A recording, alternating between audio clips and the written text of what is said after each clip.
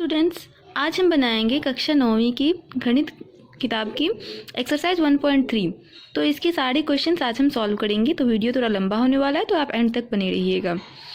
शुरू करते हैं क्वेश्चन नंबर 1 से। क्वेश्चन नंबर 1 में दिया हुआ है, निम्नलिखित भिन्नों को दशमलव के रूप में लिखिए और बताइए कि प्रत्येक का दशमलव प्रसार किस प्रकार का है। तो पहला है इसमें 36/100। 36/100 को दशमलव के रूप में लिखने के लिए हम क्या करेंगे, 36 को 100 से भाग करेंगे। जो ऊपर वाला है उसे ऊपर लिखेंगे और नीचे वाले से भाग। तो देखिए हम लिखते हैं 100 और भाग देंगे 36 में। अब 100 से तो 36 छोटा है, तो भाग कैसे लगेगा, तो दशमलव डालेंगे। दशमलव से पहले हम एक 0 डालते हैं। दशमलव डालने के बाद हम एक 0 लगा सकते हैं किसी भी संख्या में जिसमें हम भाग दे रहे हैं। तो 100 तिया 300 ये लग जाएगा। फिर 60 बचा, 3 तो कट गया। अब दशमलव हमने डाल दिया तो हम एक 0 अपनी तरफ से लगा सकते हैं इसमें। तो 100 छक्के 600 ये कट गया, शेष कुछ भी नहीं बचता, 0 बचता है। तो इसका मतलब अब ये शांत हो गया, ये शांत दशमलव प्रसार है। तो हम लिखेंगे 36/100 का दशमलव प्रसार क्या आया है, 0.36। 0.36 ये शांत दशमलव प्रसार है जो हमने भाग करके देख लिया है। इसमें किसी भी अंक की पुनरावृत्ति नहीं होती, शेष 0 आ जाता है, इसका मतलब ये शांत है। अब इसी में दूसरा क्वेश्चन है 1/11। 1/11 को बनाने के लिए हम इसको 1 में 11 से भाग देंगे। 1 में 11 से भाग देना, नीचे वाला इस तरफ लिखेंगे, ऊपर वाला बीच में लिखेंगे। अब 11 से तो 1 छोटा है, अब भाग कैसे लगेगा, तो पहले हम 0 लिख के दशमलव लिखेंगे और एक 0 अपनी तरफ से इसमें लगा देंगे। फिर भी 11 से 10 तो छोटा है, 11 से तो भाग इसमें लगेगा नहीं, तो हमें इसमें एक और 0 डालना होगा। अब हम दशमलव के बाद एक 0 तो डाल सकते हैं, दूसरा 0 जो लिखेंगे अपनी तरफ से, उसके लिए हमें एक 0 और यहाँ पे लिखना पड़ेगा। अब हम 11 से 100 में भाग लगा सकते हैं। 11 नमा 99, 1 बच गया और ये सब कट गया। फिर से 1 बच गया, मतलब फिर से हमें यही सब करना पड़ेगा। एक 0 दशमलव लगाया है तो लगा सकते हैं, ये अलाउ है। अब दूसरा 0 हम अपनी तरफ से लगाएंगे क्योंकि 11 से 10 छोटा होता है, तो इसके लिए हमें एक 0 यहाँ पे और डालना पड़ेगा। अब हम फिर लगाएंगे 11 नमा 99, फिर से 1 बचेगा, फिर सब कटेगा। मतलब यही बार बार 0 रिपीट होता जाएगा। तो इसका मतलब क्या हो गया, ये इसे कैसे लिख सकते हैं, 0.09 इसके ऊपर बार लगा देंगे। ये दोनों संख्या रिपीट होती जाएगी। इसका मतलब इसका दशमलव प्रसार क्या हो गया, अनवसानी आवृत्ति। तो 1/11 का क्या हो गया मान, 0.09, ऊपर में बार लगाएंगे, अनवसानी आवृत्ति।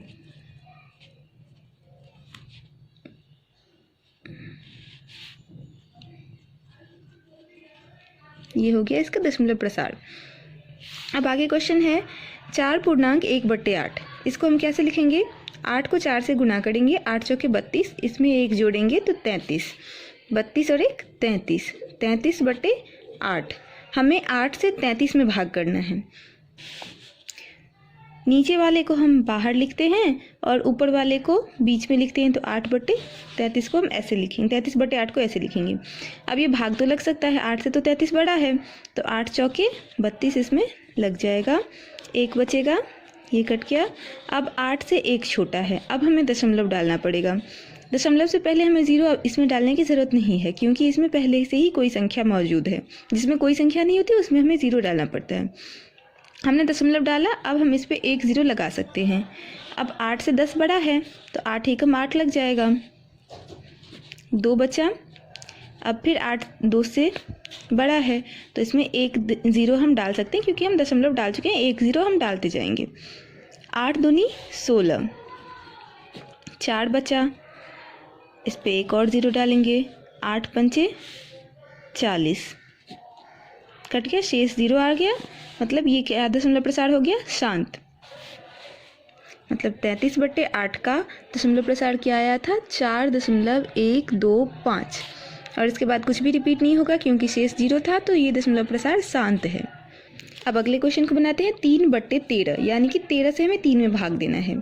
जो भी बाहर था यानी कि 13 उसको बाहर लिखेंगे, नीचे जो था और ऊपर जो था अंश उसको बीच में लिखते हैं। हर यहाँ लिखते हैं और अंश को बीच में लिखते हैं। अब 13 से 3 छोटा है तो 0 डाल के हम दशमलव डालेंगे और यहाँ पर एक 0 डाल सकते हैं। तो 13 दूनी 26 अब लग जाएगा इसमें। 4 बचा, अब दशमलव डाला है तो हम एक 0 डाल सकते हैं। 13 तिया 39, 1 बचा, एक 0 डाल सकते हैं लेकिन उससे काम चलेगा नहीं। 13 से 10 छोटा है, हमें एक और 0 डालना पड़ेगा, तो इसके लिए हमें इस पे भी एक 0 डालना पड़ेगा।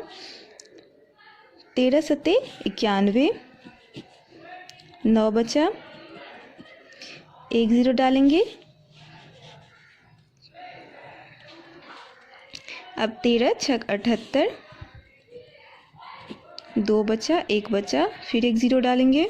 जब तक कट नहीं जाता तब तक तो हमें 0 डालना पड़ेगा, या फिर रिपीट होने वाली संख्या नहीं आ जाती है तब तक। 13 नमा 117, 3 बचा। अब पहले जो जिसमें हम भाग लगाए थे वही बच गया 3, वापस से जिससे शुरू किया था वही बच गया। इसका मतलब है यही सब फिर से आएंगी।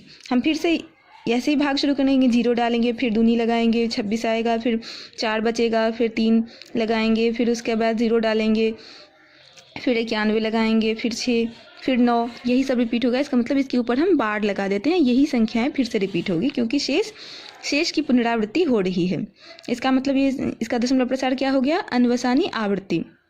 तो 3/13 का क्या मान आया था, 0.230769 और इसके ऊपर बार लगा देंगे। इसका दशमलव प्रसार क्या है, अनवसानी आवृत्ति, क्योंकि इसमें शेष की पुनरावृत्ति होती है।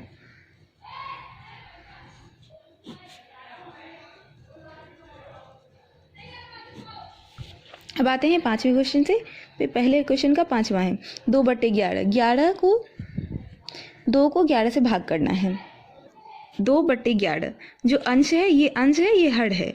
हर को हम बाहर लिखते हैं और अंश को बीच में लिखते हैं।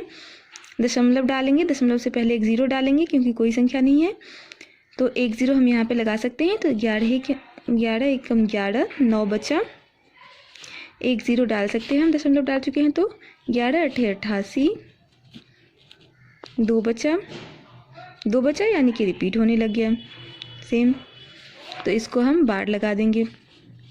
शुरू में जो आया था वही रिपीट होना चाहिए, जहाँ से रिपीट होगा वहीं पे हम बार लगाएंगे। तो इसका क्या हो गया, अनवसानी आवृत्ति दशमलव प्रसार, क्योंकि यही शेष की पुनरावृत्ति हो रही है तो शेषफल की भी पुनरावृत्ति होगी और भागफल की भी पुनरावृत्ति होगी। तो 2/11 का क्या मान आया था, 0.18 और इसके ऊपर हम बार लगा दिया, अनवसानी आवृत्ति।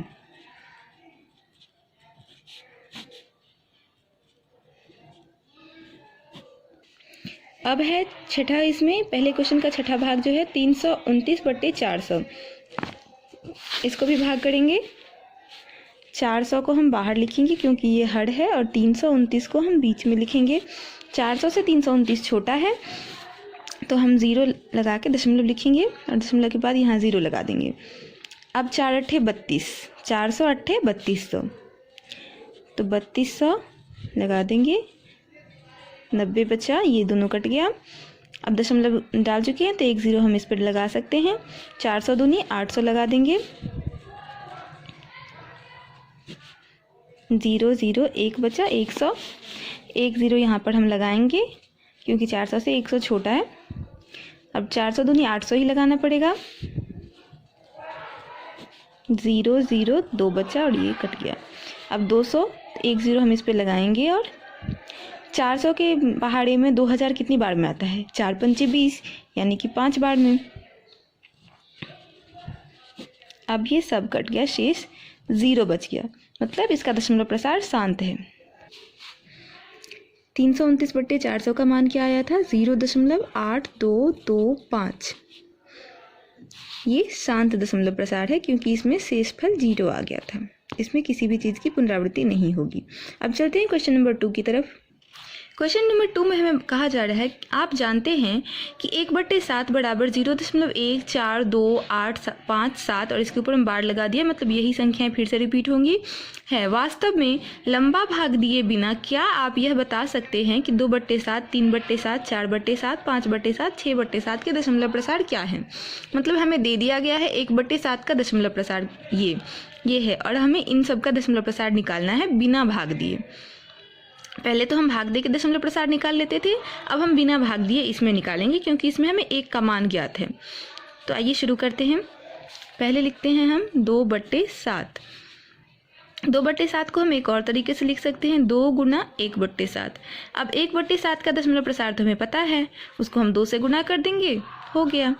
सिंपल सी बात है, 2 गुना 0.1428557, इसके ऊपर बार लगा हुआ, मतलब यही सब फिर से रिपीट होगा। तो 2 से इसको गुना करेंगे, 2 सत्ते 14, लास्ट से शुरू करेंगे, 2 सत्ते 14, 2 पंचे 10 और हासिल 1 11, 2 अट्ठे 16 और 1 17, 2 दूनी 4 और 1 5, 2 चौके 8, 2 एकम 2 और 0 का 0। अब इसमें ये सब संख्याएं रिपीट होंगी। अब आते हैं 3/7। 3 गुना 1/7, इसे हम ऐसे लिख सकते हैं। फिर ऐसे ही 3 गुना 0.1428557, जो हमें 1/7 का मान पता है वो लिख लेंगे। इसको 3 से गुना करेंगे और वो हमारा आंसर हो जाएगा। 3/7 का ये आएगा आंसर। उसके बाद 4/7 है, उसको 4 से 1/7 को मल्टीप्लाई करेंगे, 4 इंटू 4 से गुना करेंगे, जो 1/7 का हमें मान दिया हुआ था उसको हम 4 से गुना कर देंगे तो हमारा ये आंसर आ जाएगा। 4 सत्ते 28, 4 पंचे 20, तो 22, 4 अट्ठे 32 और 2 34, 4 दूनी 8 और 3 11, 4 चौका 16 और 1 17, 4 एकान 4 और 1 5। तो इस तरीके से हमें 5/7 का भी आंसर ये आएगा और 6/7 का भी आंसर ये आएगा। तो ये हो गया हमारा दूसरा क्वेश्चन डन। अब हम क्वेश्चन नंबर 3 के ओर चलेंगे। क्वेश्चन नंबर 3 में हमें कहा जा रहा है, निम्नलिखित को P/Q के रूप में व्यक्त कीजिए जहां P और Q पूर्णांक है तथा Q = नॉट 0 है। Q 0 नहीं होना चाहिए और इसमें पहला हमें दिया हुआ है 0.6। 6 के ऊपर में बार लगा हुआ है, मतलब कि 6 6 6 6 6 आता ही जाएगा, वो कभी अंत नहीं होगा उसका। ये अनवसानी आवर्ती संख्या है।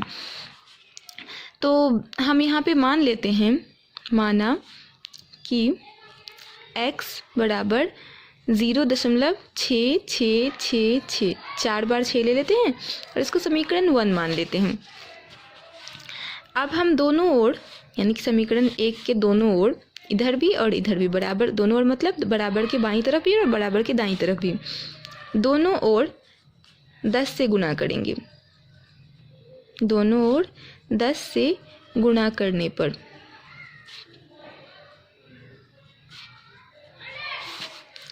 10 से x को गुणा करेंगे तो हो जाएगा 10x और 10 से इधर गुणा करेंगे तो दशमलव जो है 1 अंक के बाद चला जाएगा यहाँ पर, तो यानी कि 6.666, एक और 6 ले लेते हैं क्योंकि इसमें तो कितना भी 6 जितना मन हो उतना ले सकते हैं हम। 4 यहाँ पर लिया था तो 4 यहाँ भी ले लेते हैं हमारी सुविधा के लिए। ये हो गया हमारा समीकरण 2। अब इन दोनों समीकरण को हम घटाएंगे आपस में, तो 2 में से 1 को घटाएंगे। 2 में से 1 को घटाने पर 2 क्या है वो हम लिख लेते हैं, 10x बराबर 6.6666, ये हो गया समीकरण 2। और समीकरण 1 क्या है, x बराबर 0.6666, ये है समीकरण 1। इन दोनों को घटाएंगे, हमें घटाना है, घटाना तो हमें आता ही है। 10x में से x गया, हो गया 9x, यहाँ पे 0 0 0 0 और यहाँ पे बचा 6, मतलब 9x बराबर 6। इसको हम कैसे लिख सकते हैं, 9x बराबर 6 हमारा बचा है मान।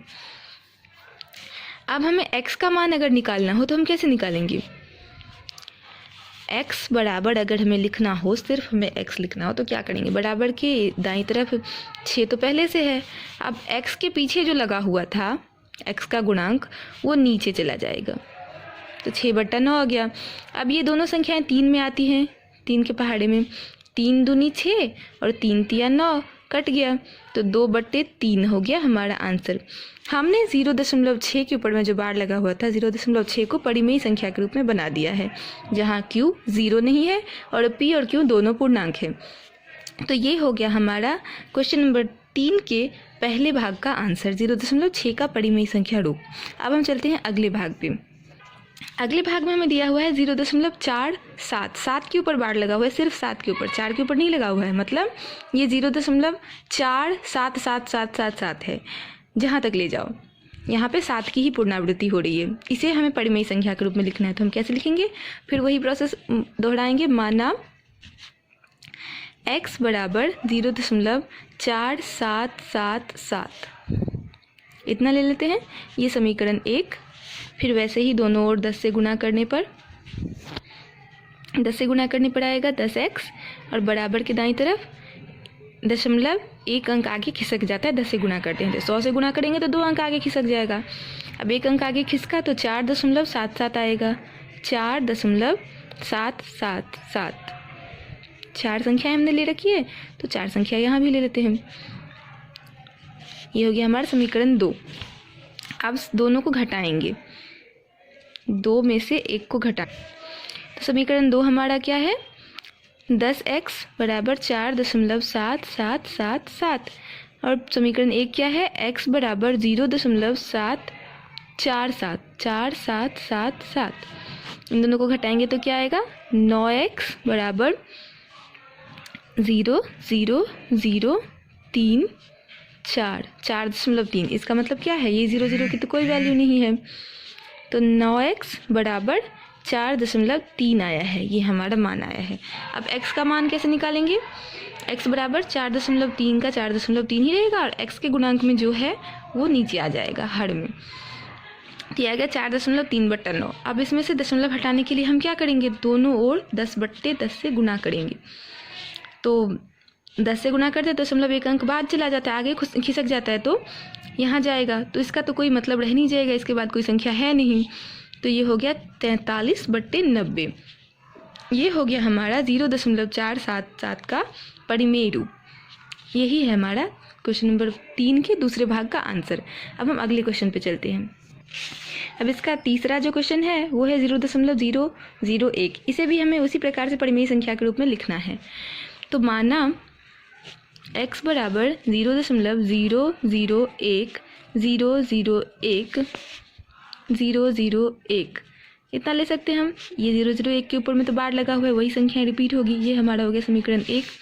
फिर दोनों ओर हम इसमें 1000 से गुणा करेंगे। 1000 से क्यों? क्योंकि 3 संख्याएं रिपीट हो रही है।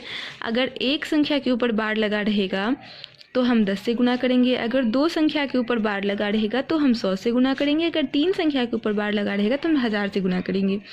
अब आप कहेंगे हमने इससे पहले वाले क्वेश्चन में 100 से गुणा क्यों नहीं किया? क्योंकि उसमें एक ही संख्या के ऊपर बार लगा हुआ था, 7 के ऊपर ही, 4 के ऊपर नहीं लगा हुआ था।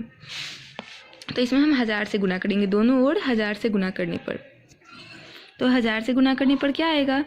1000 से x गुणा करेंगे तो 1000x,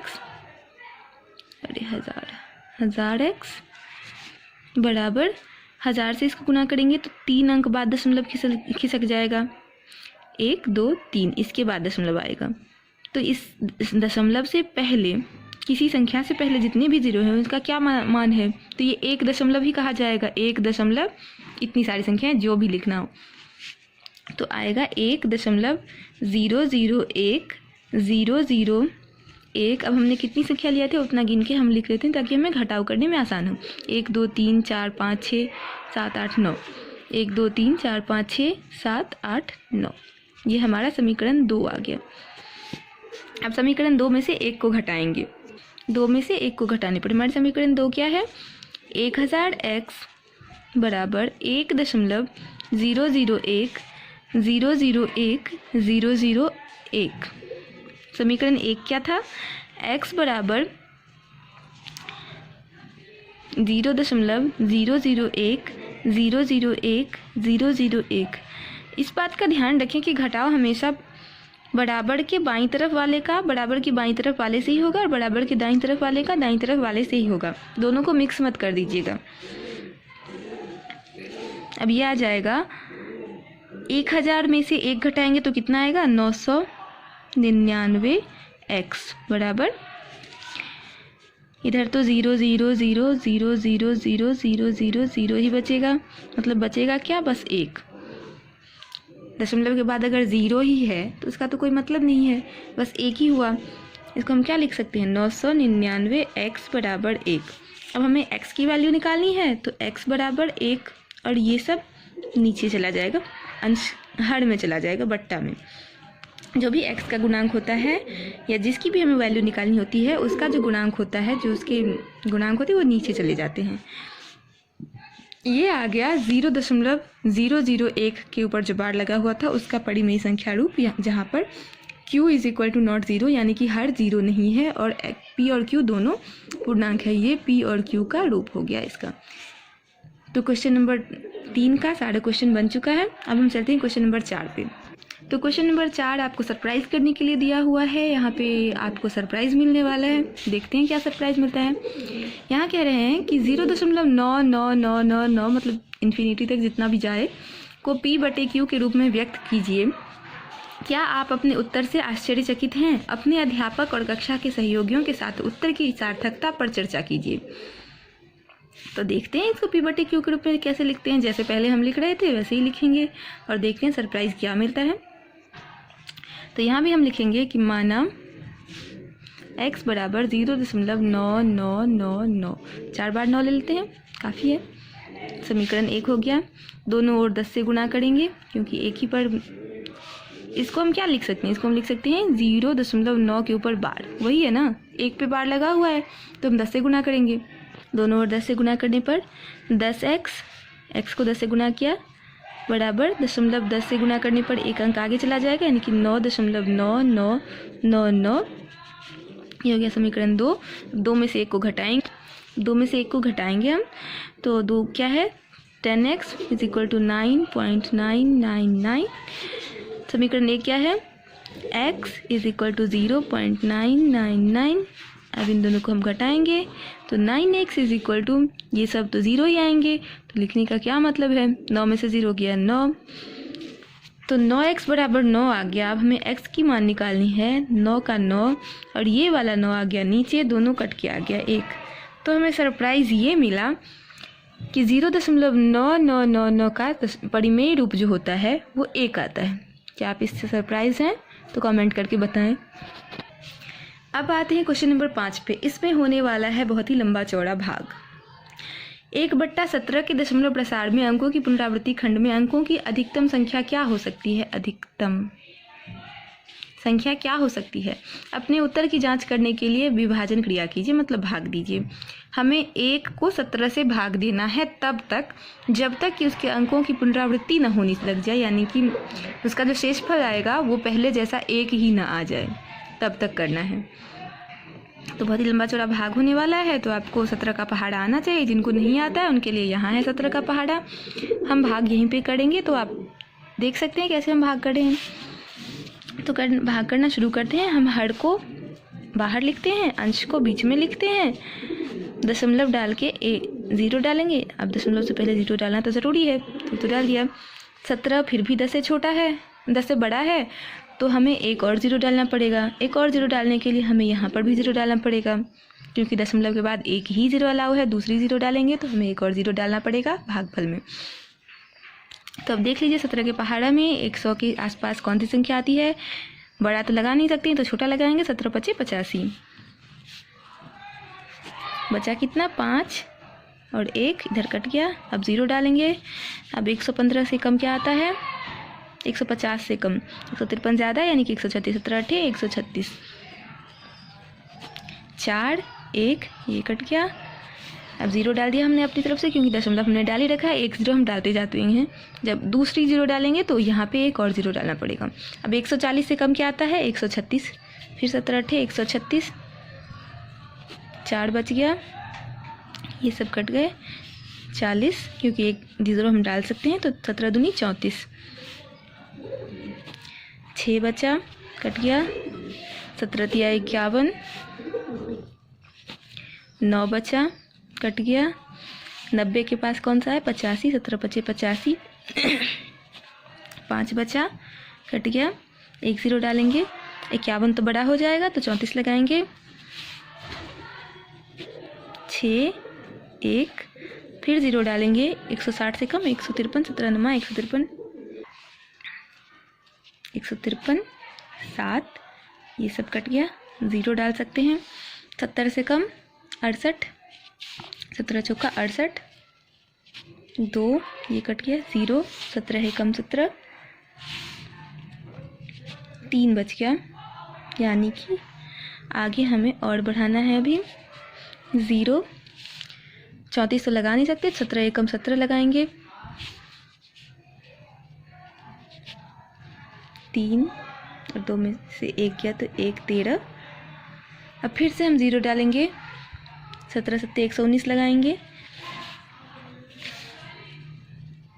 पहले ही बताया गया था लंबा चौड़ा भाग होने वाला है, 1 बचा, ये कट गया, अब 0, 110 से कम क्या आता है 102, 17 छक्के 102 लगाएंगे, 8 बच गया, ये सब कट गया, 0, अब हम 80 को यहाँ लिख लेते हैं क्योंकि आगे और भी लंबा चौड़ा भाग होने वाला है, यही वाला शेषफल हमने यहाँ लिखा है। 80 से कम क्या आता है 68, 17 चौके 68, 2 1, फिर 0 डालेंगे, 120, 120 से कम 119, 17 सत्ते 119, 1 बच गया, अब हो गया यहाँ पे हमारा खेल ख़त्म, भाग ख़त्म, क्योंकि जो पहले था वही फिर वापस आ गया, यानी कि शेषफल की पुनरावृत्ति हो गई। अब जिससे हमने भाग शुरू किया था वही यहाँ पे आ गया, तो फिर से हमें ये सब कुछ करना है, यानी कि फिर से यही सब रिपीट होगा, यानी कि हम यहाँ पे इतने सारे नंबर पे बार लगा देते हैं कि यही सब बार बार आएंगे। हमें क्या जानना था, जहाँ तक अंकों की पुनरावृत्ति खंड में अंकों की अधिकतम संख्या क्या हो सकती है, अंकों की अधिकतम संख्या इतनी हो सकती है। अब ये सब फिर से पुनरावृत्ति होंगे, मतलब बार बार आएंगे। तो कितने अंक आए ये भी तो जानना है, 1 2 3 4 5 6 7 8 9 10 11 12 13 14 15 16 अंकों की पुनरावृत्ति हो रही है। तो आंसर हमारा हो गया 16। और विभाजन क्रिया कीजिए, तो विभाजन क्रिया हमने कर लिया है। तो अंकों की पुनरावृत्ति की अधिकतम संख्या बराबर 16, ये हो गया हमारा आंसर। अब चलते हैं हम क्वेश्चन नंबर 6 पे। क्वेश्चन नंबर 6 दिखने में लंबा चौड़ा है पर है आसान। P बटे Q, जहाँ Q is equal to not zero, यानी कि Q 0 नहीं होना चाहिए, के रूप की परिमेय संख्याओं की अनेक उदाहरण लीजिए। जहाँ P और Q पूर्णांक हैं जिनका एक के अतिरिक्त अन्य कोई उभयनिष्ठ गुणनखंड नहीं है, यानी P और Q में कुछ भी कॉमन नहीं होना चाहिए, और जिसका शांत दशमलव प्रसार है। और दशमलव प्रसार शांत होना चाहिए, मतलब पुनरावृत्ति शेष की नहीं होनी चाहिए, शेष 0 आना चाहिए। क्या आप यह अनुमान लगा सकते हैं कि Q को कौन सा गुण अवश्य ही संतुष्ट करना चाहिए? तो आइए हम देखते हैं कि हम कौन कौन से उदाहरण ले सकते हैं। तो मैंने यहाँ पर उदाहरण लिया है 7/2, 11/5 और 21/20। अब मैंने ये सब क्यों लिए, आप और भी ले सकते हैं, लेकिन मैंने उदाहरण ऐसे लिए हैं जिनमें P और Q, यानी कि P Q अंश और हर में कुछ भी उभयनिष्ठ नहीं है, ये दोनों कट नहीं सकते हैं, इसमें भी नहीं कट सकते, इसमें भी नहीं कट सकते, और Q 0 भी नहीं लिया है कहीं भी, एक के अतिरिक्त अन्य कोई उभयनिष्ठ गुणनखंड नहीं। अब हम देखते हैं कि इनका दशमलव प्रसार शांत है या नहीं है। तो इसके लिए हमें भाग करना पड़ेगा। हम भाग करके देखते हैं, 2 से भाग देंगे 7 में, 2 तिया 6, 1 बचा, 0.0, 2 पंचे 10, कट गया, यानी कि शांत है। तो ये आ गया 3.5, शांत दशमलव प्रसार है।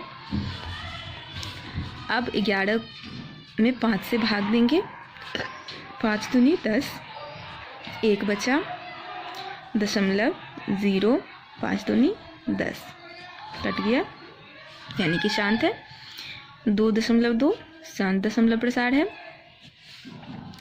अब 21 में 10 से भाग देंगे तो 10, 21, 10 दूनी 20, 1 बचा, 0.0, 10 एकम 10 कट गया, यानी कि शांत दशमलव प्रसार है। अब हमें जो कहा था कि शांत दशमलव प्रसार होना चाहिए वो भी हमने ले लिया।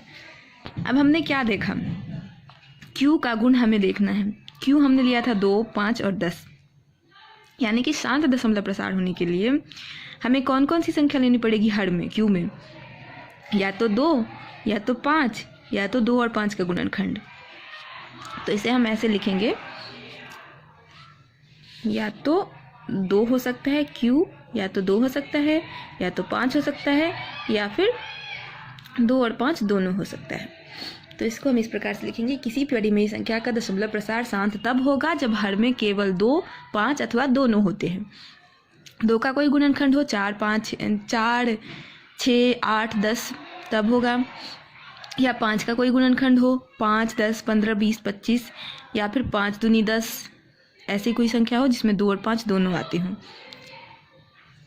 या 2 और 5 के अलावा अगर दूसरी कोई संख्या आ गई तो फिर उसका गुणनखंड शांत नहीं होगा, दशमलव प्रसार शांत नहीं होगा। जैसे 3 आ जाए तो दशमलव प्रसार शांत नहीं होगा हर में। चलिए अब चलते हैं क्वेश्चन नंबर 7 की तरफ। ऐसी 3 संख्याओं का उदाहरण दीजिए जिनका दशमलव प्रसार अनवसानी अनावर्ती हो या अशांत अनावर्ती हो। मतलब रिपीट तो होगा पर कोई भी क्वेश्चन मतलब कोई भी नंबर रिपीट नहीं होगा, हम बार नहीं लगा सकते हैं, दूसरे नंबर आते जाएंगे।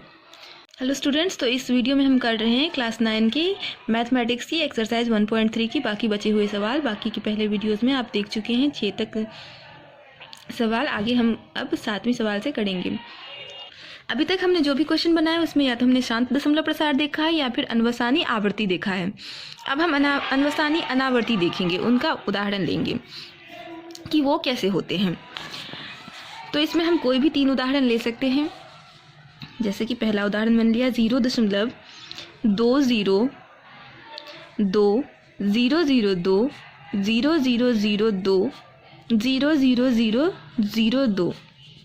ऐसे ही आगे तक ये जाता जाएगा, लेकिन हम बार किसी पे नहीं लगा सकते हैं। देखिए रिपीट हो रहा है, लेकिन 20, 200, 2000, 20,000, फिर 20 लाख आ जाए, कुछ भी आ जाए, पर हम बार तो नहीं लगा सकते हैं किसी पर, कोई भी अंक की पुनरावृत्ति नहीं हो रही है।